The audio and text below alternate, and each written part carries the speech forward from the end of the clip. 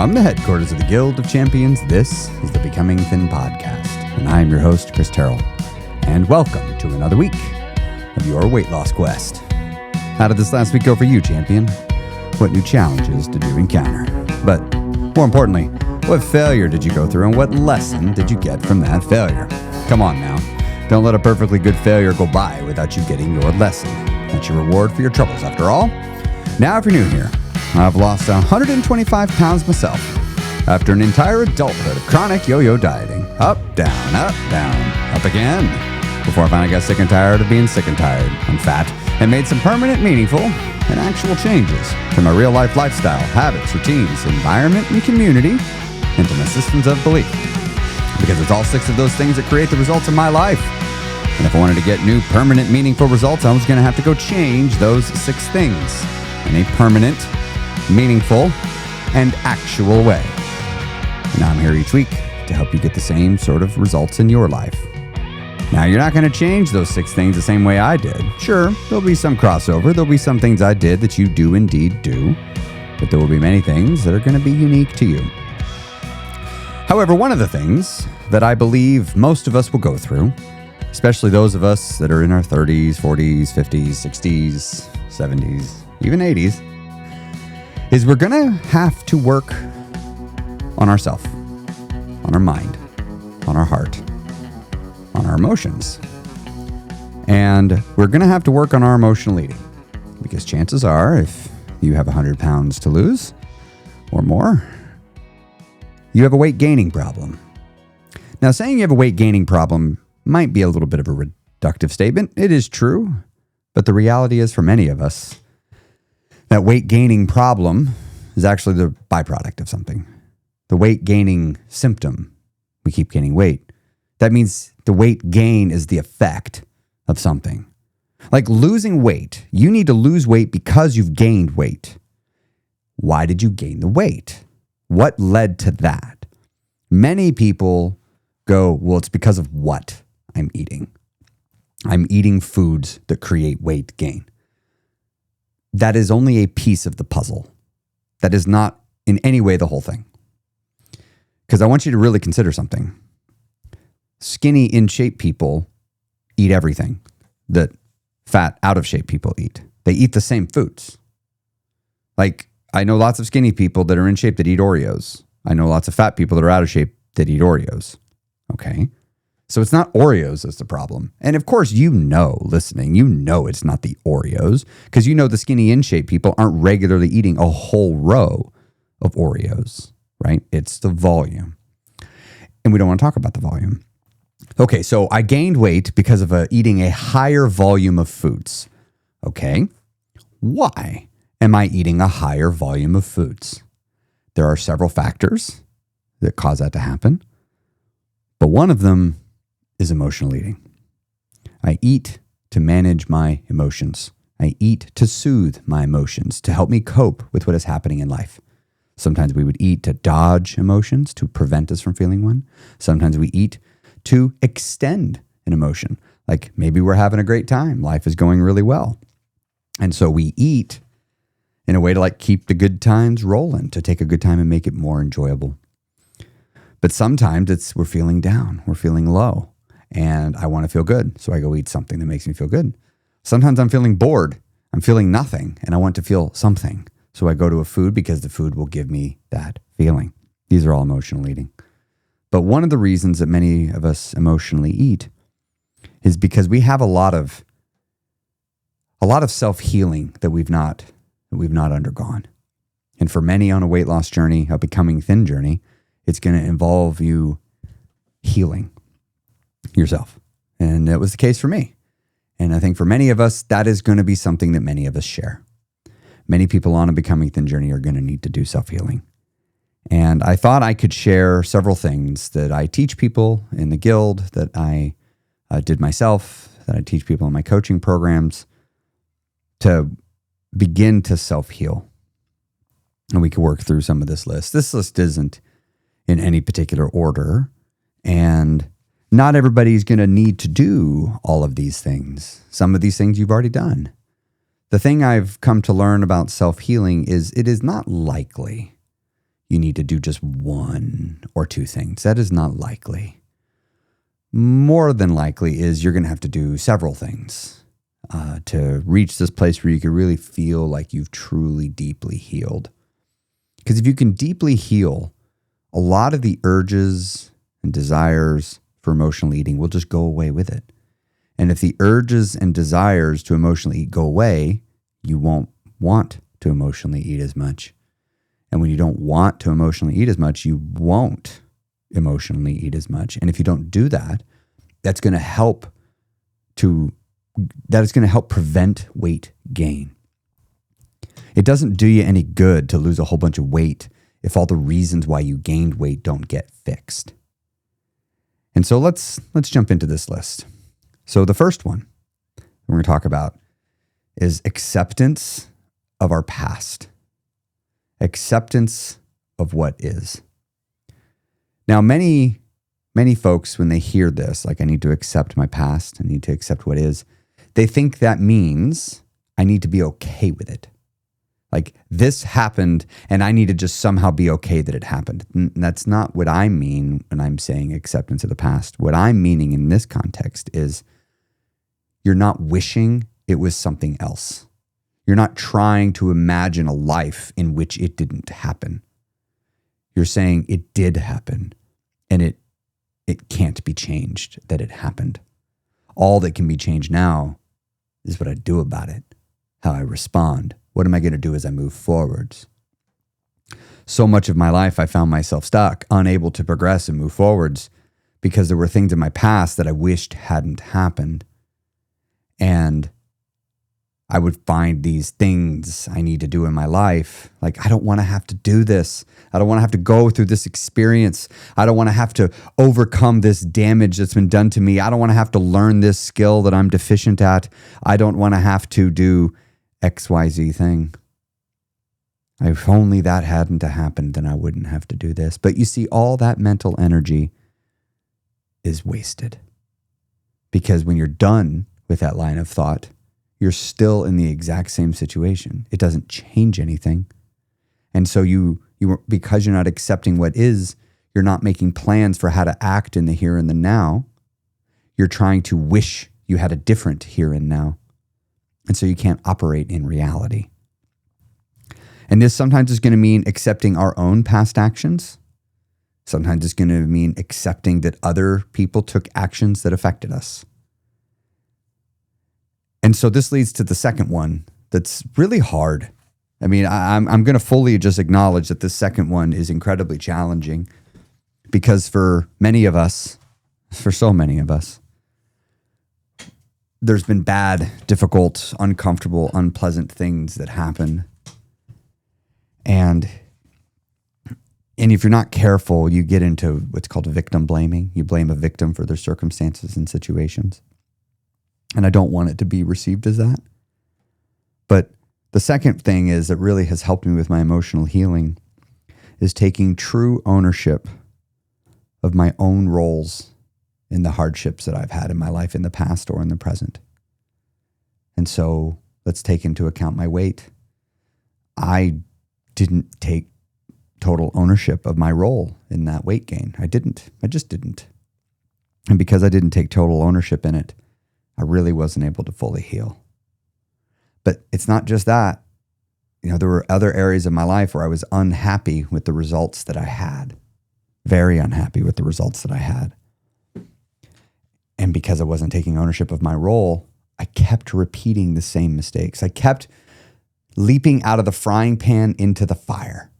I kept finding myself in the exact same scenario, just with different names and faces. It's like, how am I here again? Because I didn't look to my past and go, what did I do? Somehow I found myself in this situation where this unpleasant thing happened or is happening. And until I own that part of it, I'm likely to repeat it. And if I keep repeating it, probably going to get the same results. And what really helped with this, really a lot, was spending a considerable amount of time getting to know myself. If I rewind the clock back to the beginning my weight loss journey, my transformation journey, I would have said I knew myself. But now, sitting where I sit now, I can confidently say that I, in fact, did not. I did not know myself. There was so much about myself that I did not know. So many of my preferences I didn't know. There were so many situations that I was making worse and I didn't know. I just didn't know because I didn't know who I was. I didn't know my own preferences, my own tendencies, my own behaviors. I didn't know my own internally held beliefs that were in my subconscious. I didn't know. I also didn't know a lot of my own preferences because I was often trying to change myself to fit the person in front of me. What do I think they want me to be? Let me try to be that to make them happy so that they would like me. But that's not me being my authentic self, the self I want to be, following my own preferences. Because what if my preferences disappoint this person in front of me? What if I say, this is what I want, and they reject me? I was so afraid of rejection. I was so afraid of failure that I wouldn't allow myself to be genuine and true. But the crazy thing is, you can easily be rejected for things you don't care about. I finally reached this place where I was like, I think I'd rather be rejected for who I authentically am, because I also think I'd rather be accepted for who I authentically am. And as I started working through life and trying to heal my emotions and heal my relationship with myself, and I'd look around my life and see all sorts of problems after beginning to take ownership of my own role, it was easy and tempting to become a bit resentful towards myself. It was easy and tempting to become a bit bitter towards myself. And so I had to forgive myself for my role in the hardships that I endured in the past or was enduring in the present. I had to forgive myself. I had to find the will to look to myself and say, you did the best you knew how under the circumstances. That doesn't mean the best I knew how was good enough. That doesn't mean the best I knew how I should keep doing. It's just acknowledging that, hey, self, I see that you were trying. Taking that compassionate perspective on myself. We talked about that a few episodes ago, right? About taking a compassionate perspective. I had to take a compassionate perspective on myself that I gained the weight. Beating myself up for it, shaming myself for it, that wasn't doing me any good. All it was doing was making me unhappy. And that wasn't fair to me. That wasn't fair to me at all. And so I began to forgive myself. And there were many other areas of life, though. You see, to stop emotionally eating, I wasn't emotionally eating because I was fat. I mean, I did do some of that, but I would emotionally eat because of how I handled things at work, how I handle things with friends, how I handle things with my finances, with my romantic relationships, with my family relationships.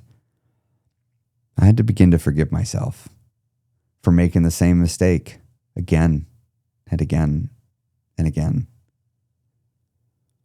And as I forgave myself, there was something else I realized I needed to do. I needed to be willing to invest in something that Alex Hormozi calls the S&Me 500. I had to begin investing my time, my attention, and most importantly of all, my money in myself. You see, when you invest attention, time, and money in yourself, you get to keep the skills. And when you invest time, attention, and money in yourself, you begin to feel gratitude and grateful for yourself because of the gifts that you're giving. I'm not saying you need to go doing things like, I'm taking myself on a vacation to invest in myself. There is a time and a place to do that. But sometimes investing in yourself is taking a program, like a course. Maybe there's a skill you want to learn. Maybe you want to become good at photography. Well, go take a course. I wanted to become good at landscape photography. I always wanted it, but I never truly invested in myself in it. I just wished I could somehow magically be good at it. But when I finally bought some books, and then I did some online courses, especially during 2020, and then I would go on photography trips, right? I would set aside a whole day to go explore a park and try to capture a photo. I would feel grateful for that. I would begin to enjoy my life. And I would begin to have this much more improved relationship with my own mind, with my own self in my own head. And that was powerful. That was powerful to be able to do that. Now, hey, before I continue on any further, I would love to invite you, if you haven't already, you can come join my free Facebook group. You can go to facebook.com. You can search for Becoming Thin. You'll find it with a black background, yellow text. Probably going to be the only one you see. I'd love to have you come be a member of that community. And also, if you enjoy the podcast, if you find the podcast helpful, I'd love to invite you to leave a rating and a review. If you're on Apple Podcasts, I would love it if you could give me a written review. Now, if you're new here, I would love to earn that review first. So give me a few listens. And if you feel that I've earned it, I would love it if I could get that rating and review from you. It does help me get the podcast in front of more people. I want to help even more people get the transformations in their life that I know they want. Let's move on to the next one. This next one was difficult to do, but it has changed my life. Like, I look back to the past, there are several actions I took where I can confidently say, like, if I hadn't have done that, I wouldn't have gotten where I am today. And one of them is for a season, I placed myself, my own goals, my own desires, and my own wishes in the number one slot as often as I could. I entered into a prolonged season of no, where I tell everyone around me, no. Hey, Chris, can you come do this?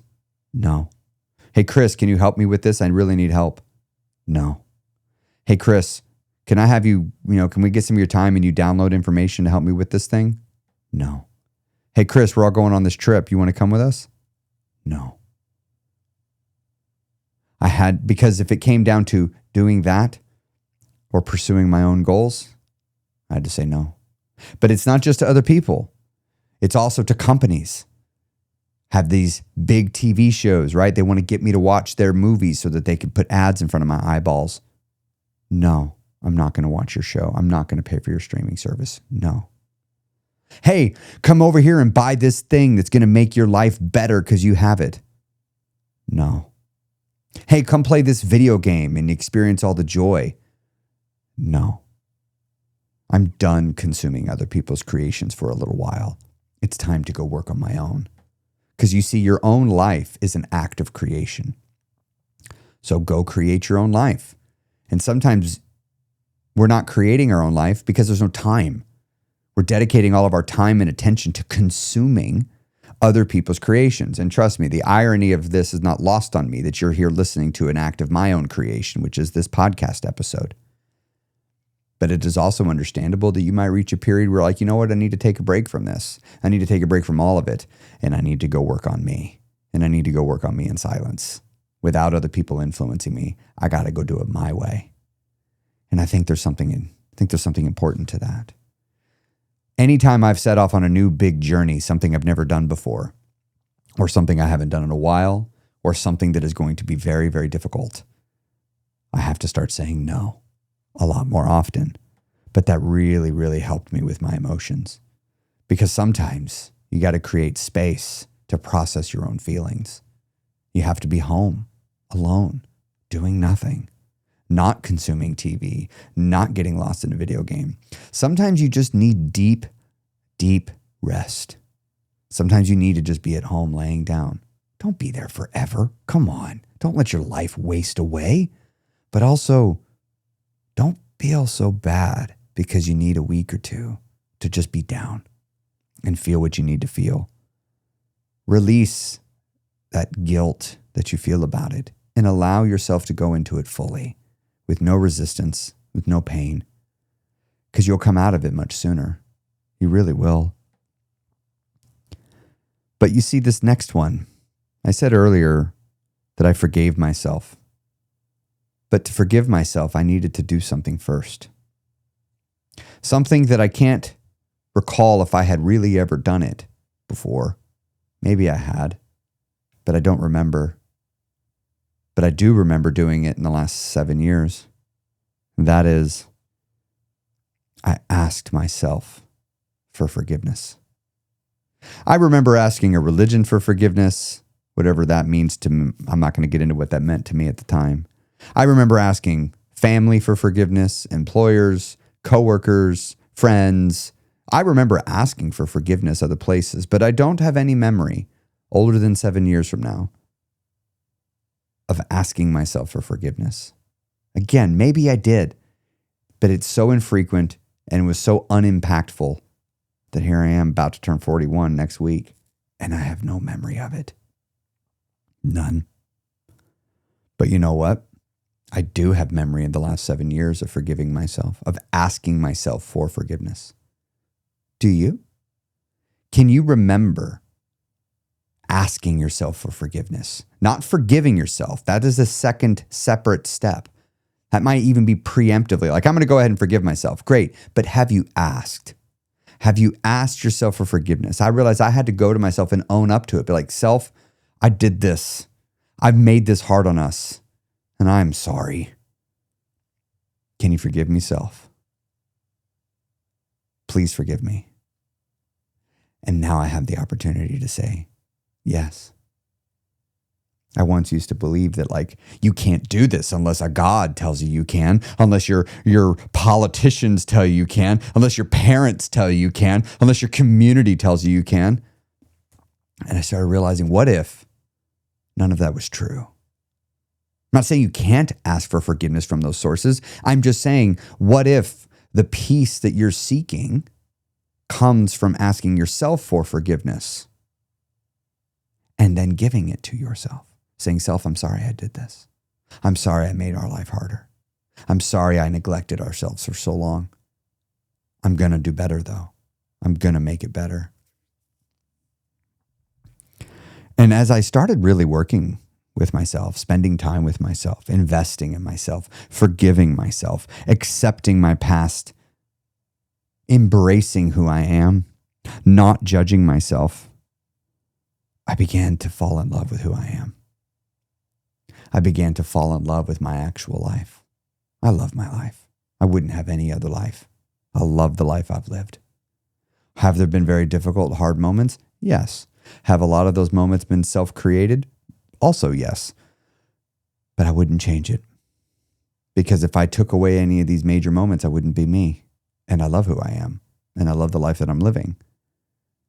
That doesn't mean my life doesn't have problems. Yeah, it does. But if I reflect back to my past, that's not new. Yeah, the problems I'm facing at this time of life, I've never faced these problems before. But I've faced other problems before. I faced other problems that were really big and impactful. And you know what I've realized? I've always made it through. I've always made it through. And when I'm my own biggest hype person in my head, when I've ditched the shame game, things got a lot better. Things got a lot better. When I let myself off the hook. Now, letting myself off the hook doesn't mean like, oh, I'm not going to take ownership of it and I'm not going to do anything different. I'm just going to pretend like, no, that's not what I'm saying. I'm saying acknowledging I did this. I made it worse. I asked for forgiveness. I'm going to give myself another chance. And I'm not going to berate myself. I'm not going to make myself feel shameful for doing it. And I began to fall in love with who I am because I'm spending quality time with me. Going, what do you want to do, self? What would you like? What would make you happy? I would love to make that happen for you for no other reason other than I love you, self, and I want to give you the gift of whatever it is you want because this is your life and you deserve it. And there was one more thing that I had to start doing to really help myself heal that was hard. I don't know if it's hard for everybody, but it was hard for me, and it seems to be hard for many. And that is, I had to stop allowing myself to be taken advantage of. I looked around my life and realized I was allowing so many people to take advantage of me. That wasn't fair to me. That wasn't fair to me at all. I'd let people take advantage of me for years and years and years and years, and I wouldn't say a thing. I'd never squawk. I'd never speak up. I would just let it happen. And you know what that did to my relationship with myself? That hurt it. Because I did, whether I wanted to admit it or not. I had the power to stand up for myself. I had the power to squawk, to say, hey, stop doing that to me. Hey, you're not paying me enough. Hey, you're overworking me. Hey, you're judging me too harshly. Hey, that was mean.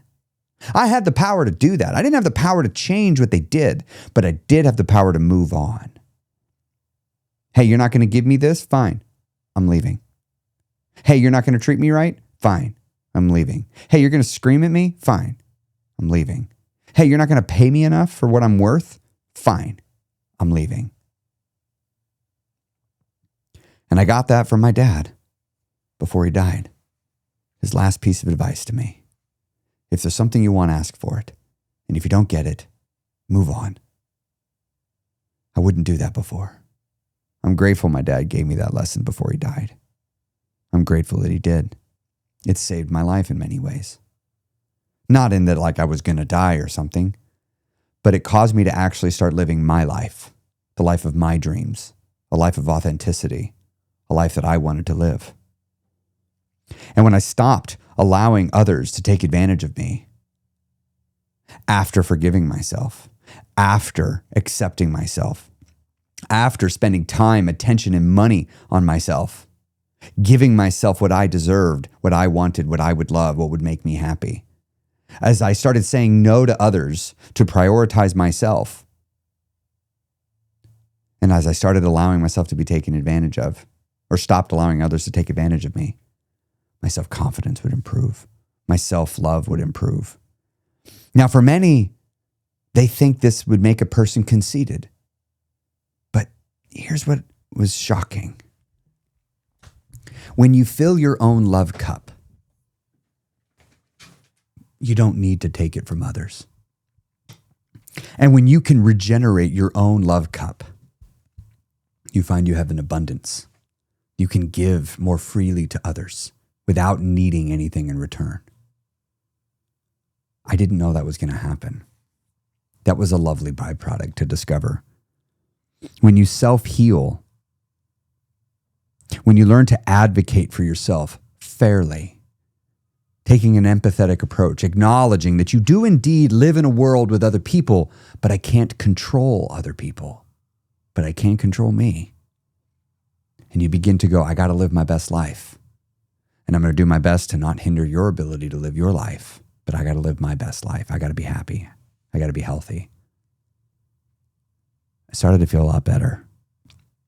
And as I started to do all the things that I've talked about in the podcast today, what was really interesting is my desire to emotionally eat went down. Way down. Way down. Do I still sometimes want to emotionally eat? Well, of course I do. Do I still sometimes have really hard times? Of course I do. But the difference is when I'm down in the dumps, in the past, I would need to go find other people to come to my aid. But I learned that there's something deep within ourselves that we can tap into, and we can come to our own aid. We can help ourselves. Lots of people call this all different things, and it's not my place to try to understand what it is. I don't really care, to be honest. I just know that it works. I just know that it is not wrong to love yourself. I know that it is not wrong to choose to reject shame. The thing is, when I started rejecting shame and guilt from my life internally, life felt easier. It literally felt like I was cheating, which was interesting. It's like I unlocked a cheat code. I was like, no, I'm so used to everything supposed to be hard. I'm supposed to suffer before I get what I want. It's wrong to give myself what I want, to make sure my dreams come true. That's wrong. I have to make sure everybody else's dreams happen. Then I can make sure my dreams happen. But wait a minute, some dreams take a long time, and I'm wasting all these years making everybody else's dreams come into fruition, and I'm spending no effort making my own. I am not suggesting that you do all of these things to the exclusion of being there for others around your life. No, that makes you a self-absorbed asshole. You have other people in your life. Increase your empathy. Recognize that there's other people. Increase your compassion for them. But just as I don't want you to be so completely self-absorbed to the exclusion in anyone and everybody else, I also don't want you to be so consumed with everybody else's needs to the exclusion of yourself. Make yourself a priority. We all know the old saying, put your mask on first. And many of you are aspirating. You're dying because you ain't put your mask on and nobody's coming to put it on for you. So they're in no particular order. There's many of my self-healing steps. I hope you find some of these helpful. I hope you try some of them. This isn't fast. This took me many years to figure this out. But it's not as hard as you think. But if you never get started, you're not going to be able to finish this journey of self-healing, of self-actualizing. Now, if you're thinking like, well, I'd love to do all this, Chris, but I'm not entirely sure how. Do I need to see a therapist? Well, maybe you do. For some of you, you'll need to. But you'll be surprised for many of you how you can actually accomplish all this by just surrounding yourself with good people, supportive people, encouraging people. So take stock of the people in your life.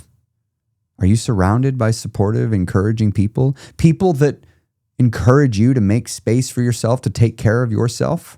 Or are you surrounded by all those energy vampires and leeches out there constantly taking from you, but they're not giving anything in return? People aren't owed a seat in your life. I know sometimes it feels that way, but they're not. Family is not a free pass to be an asshole. Just because you're related, that doesn't mean they have a right to be a jerk. I know some people, you've never been told that, and you might need to hear that. If somebody is toxic in your life, it's okay to cut them out. If somebody won't let you take care of yourself, it's okay to cut them out of your life. It kind of sucks sometimes when you got to do it, but it is important. Your life matters. Your life's important. Your life is valuable, and you deserve to love yourself without hearing somebody else tell it to you. You deserve to say, I love you, self, and you can just accept it. It is okay to stop being mean in your mind. It's okay to stop being critical of yourself in your mind all the time. It's okay to stop beating yourself up all the time.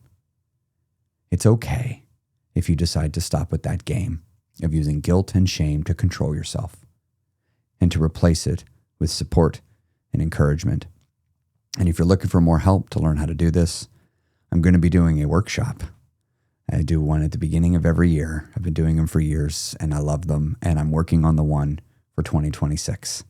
So I want you to stay tuned. You're going to get the dates. I got the dates pegged now and locked in. I'm getting everything kind of final touches. And next week, I'm going to announce all the dates and how you can sign up and register. It's totally free. It's going to be a multiple day seminar.